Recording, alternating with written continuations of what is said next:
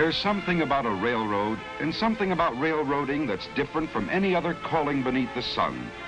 Something inside a man in the way he thinks about his job and the pride he feels in his own performance.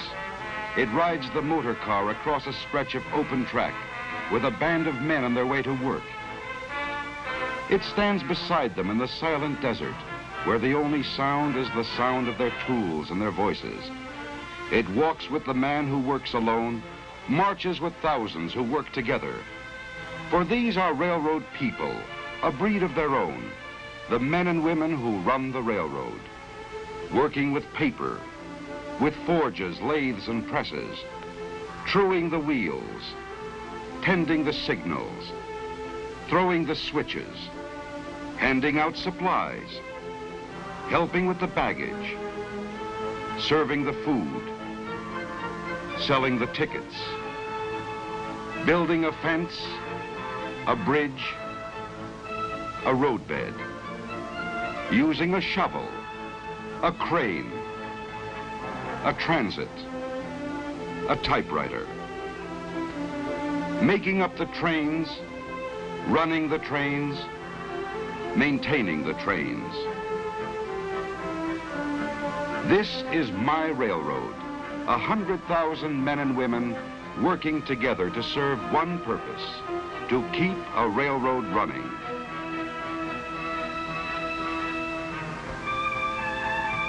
In the beginning, there was nothing.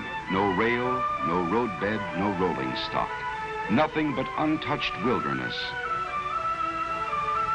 But in the wilderness was also a promise, the promise of a Western empire which could make one nation as wide as a continent if it could be bound together with bands of steel.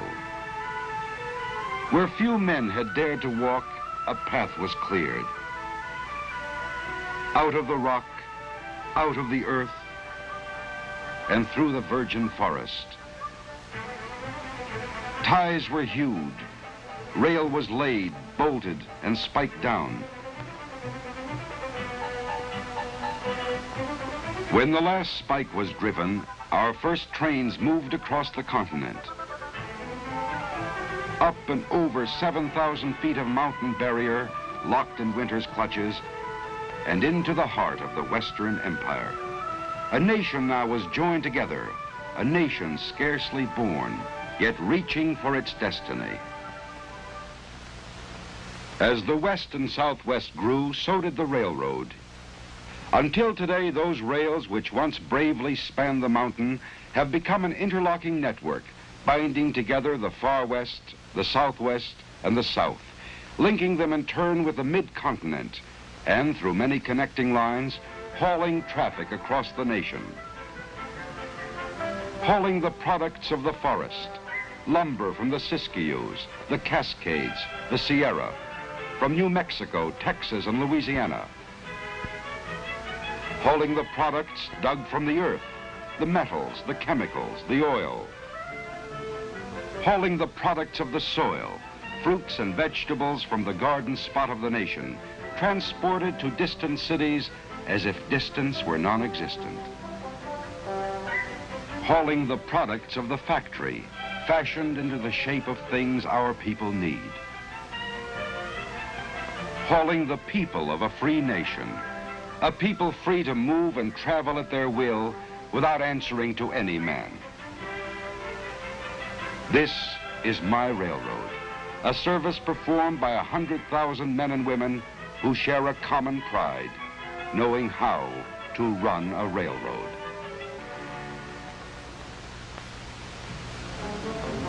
Well, railroading's quite a job, and it seems to be getting bigger all the time.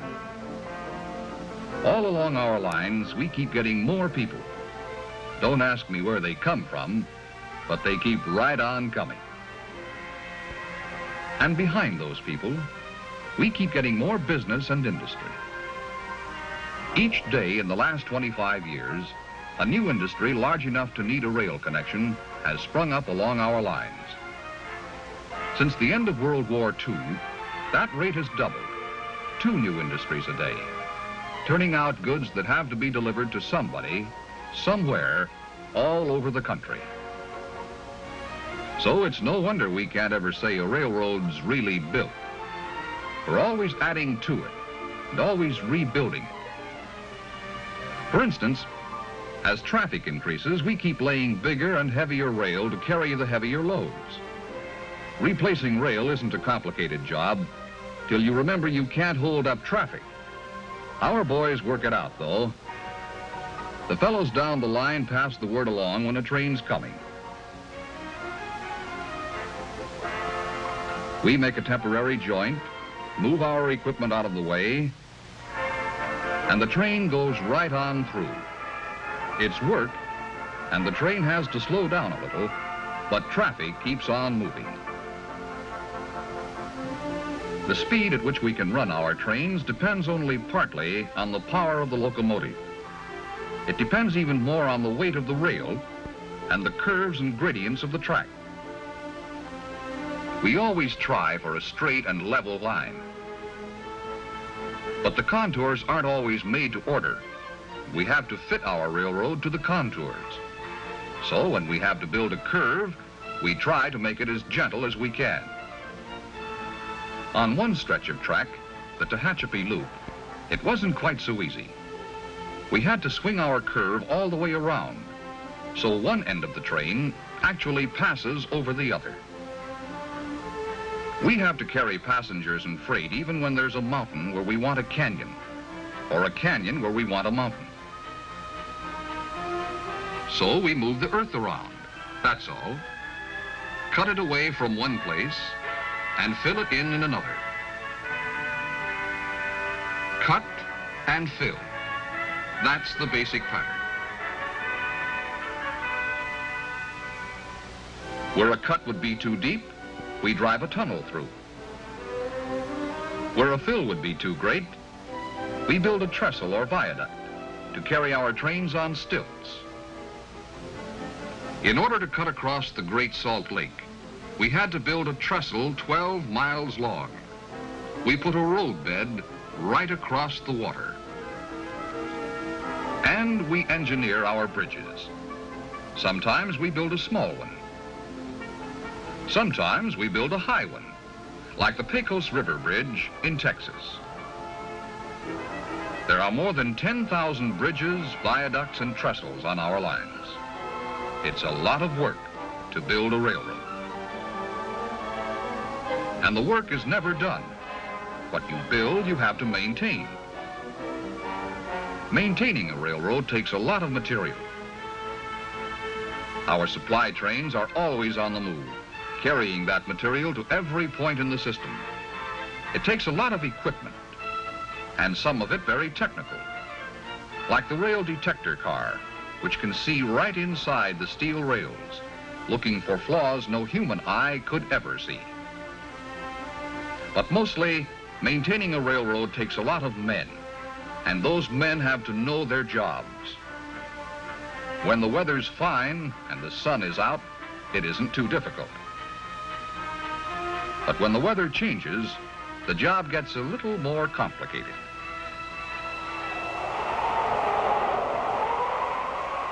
When the wind whips up a desert sandstorm, we've got a real fight on our hands. That tearing sandblast can wear the hard steel rail faster than the trains that run on it. It can bury the rails, block the switches, and even stop the trains. So, our men must fight it. This is no easy way to make a living, but railroad men can take it, working as steadily as the wind itself, for as long as the wind keeps blowing.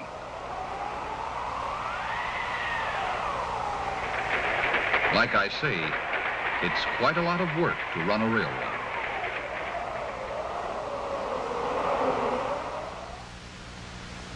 Who are these people who run the railroad, who keep the railroad running?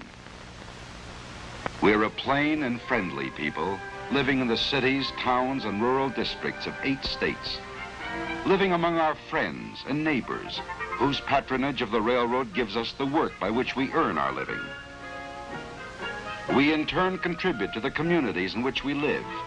We pay our taxes, take an active part in community life, and buy from merchants up and down the streets of 1,000 towns. We're members of clubs, women's clubs and service clubs, and members of sports clubs too, both as players and as spectators. We all have fun, don't we, Bub? Yes, we're a plain and friendly people, we who run the railroad. We who run the railroad in sun and storm, in summer and in winter, in order to carry the people and the products of a nation, so that one man may exchange his goods with other men, and they in turn with him, in the working pattern of a free economy.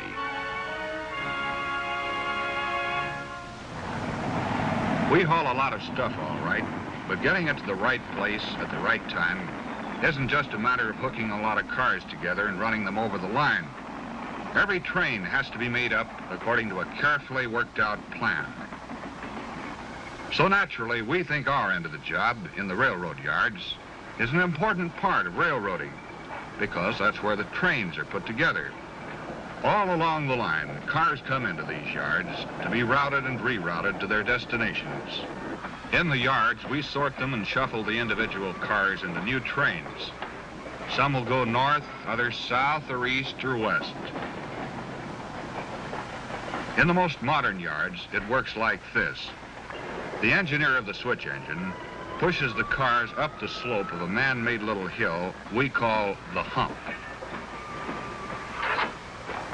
When the yardman pulls the coupling pin, the car rolls by itself down an easy grade. To see that it doesn't roll too fast, the operator in the first tower sets a control. And down on the track, the wheels of the car get an electronic squeeze to slow it down. It's still a little too fast, so another control is set, and a second set of squeezers brings it down to proper speed. Now, the operator in the next tower takes over and sends it to the right track to join up with other cars slated for the same destination. It has to be handled just right. Maybe there's furniture in that car, or maybe a load of dishes. If it rolls down the hump too fast, it'll hit like a head-on collision. It's got to come in real easy, right to the coupler like a cushion. That's what you might call a push-button railroad, but it still takes a good man to run it, and a good team on the ground to back him up. Where one man's job ends, another man's takes over. As the newly made-up trains pull along the throat track to the departure yard, a yard clerk calls in the number of each car to the yard office. SP 58228, PFE 178693. For every train we make up in the yard, we make up a train on paper, too. By keeping a record of their movements, we know where any shipment is anywhere along our lines at any time. On automatic machines, we cut a card for every car in every train. The cards are routed through other machines that automatically cut teletype tapes and dispatch a copy of each card to as many as 60 different offices which may be interested in the train. Later, at junction points across the continent, the progress of each car will again be teletyped ahead. With the aid of automatic equipment and electronics, railroading today has become a science. Yet all that these mechanical marvels can really accomplish is to help good men do their jobs better. The engineer in the cab can pick up his phone and, thanks to shortwave radio, talk with the conductor in the caboose a mile away as easily as if they were sitting side by side. The conductor works from wheel reports, which, once made up by hand, are now made up by machine. But no machine yet devised has been able to cut off a car at its destination or switch it to the proper track. No machine yet devised has ever taken the place of the brakeman's eyes as he keeps his watch over the rolling wheels of the rolling freight. And no machine ever devised has taken the place of the engineer's skill as he pilots his train along the track. The machines help, but it still takes men to do the jobs. The engineer, highballing along at top allowable speed, knows there are trains ahead of him, behind him, and coming in the opposite direction, yet he is completely confident. His confidence is in the men who keep him posted, the dispatchers. On 100 miles of single track, there may be as many as 20 trains traveling in 2 directions and at different speeds. As trains pass a station, the operator passes the word to the dispatcher. He checks one report against the other and transmits his orders on ahead to be picked up along the line. The engineer or fireman in the engine cab picks up the orders from the top arm of the train order post, and a mile behind, a trainman latches on to a duplicate from the lower arm. The orders may read for the train to go right on through or to pull into a siding so another train can pass. It's teamwork all the way, good coordination and timing. And the automatic block signal system provides a safe double check. On the busier sections of single track line, dispatchers can speed up the traffic flow with the aid of an electronic system called Centralized Traffic Control, or CTC. CTC is the dream of almost every boy and man, a railroad at your fingertips, 100 miles of track before your eyes. Out on the line, 2 freight trains push on toward each other on the same track. To the dispatcher miles away, they are lights on his CTC board, lights moving toward a siding. Then a flick of a remote control switch,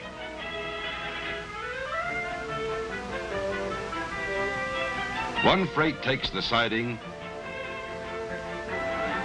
the other train keeps right on rolling. With the positive control of CTC, the dispatcher's judgment cuts down delays at sidings, and often he can time his meets so perfectly that neither train must stop. Yes, behind the men who run the trains are many men who help to keep them running. No man works alone, for each man's work depends on others' work. Others like the shopmen. The modern conception of maintenance is to locate trouble before it happens and then keep it from happening. Shopmen call it progressive maintenance. Every locomotive, steam or diesel, passenger or freight, is checked and serviced after every run. A laboratory man can take a tiny thimbleful of lubricating oil from a diesel and turn that oil into a truth serum, which reveals the personal secrets of the locomotive. Trouble foreseen is trouble stopped before it happens. What might have developed into a major overhaul becomes a routine minor repair to a delicate engine or a set of rugged wheels. Wheels wear out of true from the steady grind of steady use. Shopmen can true up the wheels without even taking them off the engine. It takes quite a machine to handle the job and quite a man to handle the machine. Give men with know-how the tools and machines, and there is no limit to the precision work they can turn out, from maintaining engines to rebuilding the cars those engines pull. To the men in the shops, like those at Houston, Texas, rebuilding cars is an everyday story. One by one, old wooden cars are dismantled, marched through the shop assembly line, and transformed into all steel cars better than before. Yes, it's the shopmen who keep them rolling. We couldn't provide good service to our passengers and shippers if it weren't for these men that passengers and shippers never see. But a railroad has its front men too, the men in the stations, who are the railroad to those the railroad serves. In the smaller towns, one man alone must do the many jobs, the station agent. He advises passengers and sells the tickets, handles baggage and manages shipments, and looks after the needs of our customers and shippers. He knows more about the railroad than anyone else in town, and more about the town than anyone else on the railroad. He's the man who keeps the railroad humming and who keeps it human. In the larger cities, it takes many people to do the many jobs, but the human side is just the same. To the passenger, who knows only what he sees with his own two eyes, the railroad is the red cap, the man who prepares his ticket, or the clerk who checks his baggage. It is all the men and women with whom he deals, in stations or on the trains. To a passenger, the railroad is a ticket home or a ticket to adventure, to new scenes passing by the window or to places well remembered. The charm and romance of the South. The majestic sweep of the great Southwest.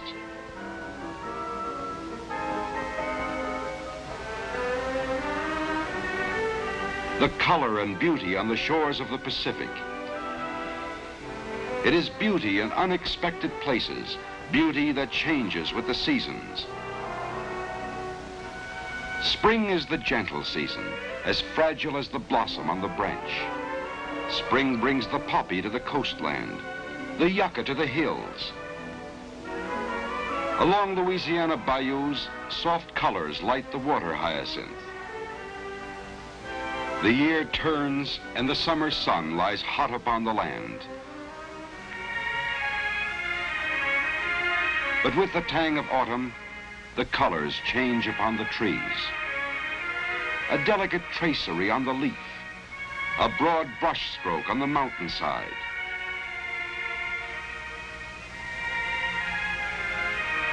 The season of the burning bush gives way to the season of the silver mantle. Winter brings the silent snow, the muffled brook, the bough beneath its crystal burden. The cloak lies heavy on the land, the soft white snow that sparkles in the sunlight and turns the mountain into a fairyland of white. The soft white snow which drives before the wind until it becomes deep enough to bury poles along our lines.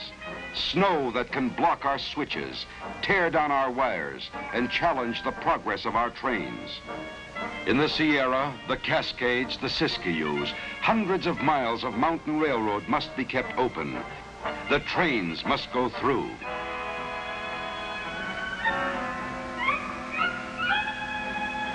When a new storm blows into the Sierra, you can be sure of just one thing. A battle is about to begin. A battle fought by man's mind as well as muscle, by a powerful and complex organization that has gained skill and knowledge through the years. As the storm bears down upon us, the power of the railroad is mobilized to meet it. Extra crews are called to duty. Track crews, train and engine crews, crews for the snow fighting equipment, railroad men who are mountain men, men who have fought snow all their working lives. These men and their equipment are dispatched to strategic locations. At their battle stations, they watch and wait, knowing the call will come, and that when it does, all our efforts will be bent in one direction, to keep the trains moving. Calling Rotary 7205. Snow is piling up at milepost 193. Men and machine move in against the storm. The line must be kept open. Gold Run to Dutch Flat, Blue Canyon to Emigrant Gap, Cisco to Norden to Donner Summit and down the other side. The line must be kept open. Dispatchers work to keep the flow of traffic moving through the mounting fury of the storm. Trains west, trains east, rotaries in both directions. Always on the railroad when the chips are down, the man with the shovel gets to work. Switches must be kept clear. They must be kept from freezing. The trains must keep moving. Somewhere on the mountain, a wire is down. A slender wire that holds the battle line together. We fall back on our radio, but we need that wire. When the break is located by radar, a man goes out to mend it. Now fixing it becomes a personal matter between one man and the storm.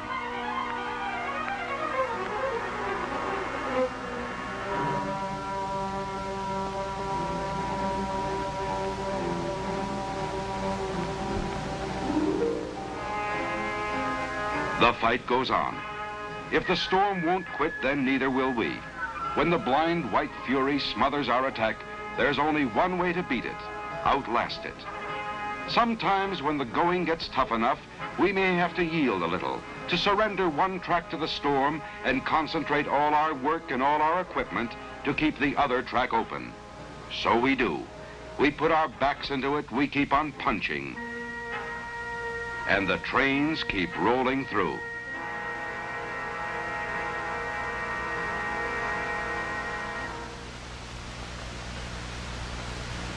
At last the clouds begin to break.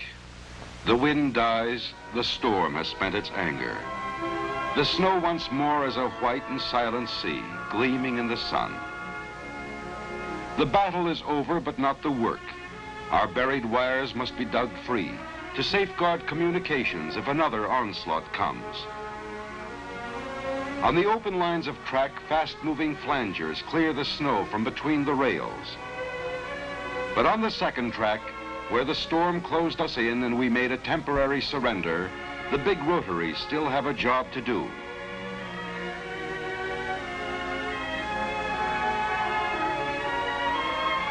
The path carved open by the rotaries is then widened by the spreaders. We can push a little when we set our minds to it. Move over snow, we've got a railroad here, and the men who know how to run it. This is my railroad, and I'm proud of it. You can tell what railroaders are made of when the going gets really tough.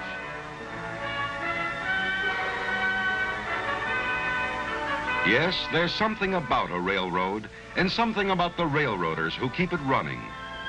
Through sun and storm, in summer and in winter, in order to carry the people and the products of a nation. For a railroad is more than roadbed and rolling stock, more than yards and shops and offices. A railroad is railroad people, men and women working together, each one doing one job proudly, whatever that job may be.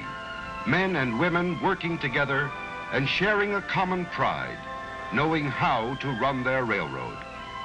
A heritage from the past, a service to the present, a dream for the future still to come.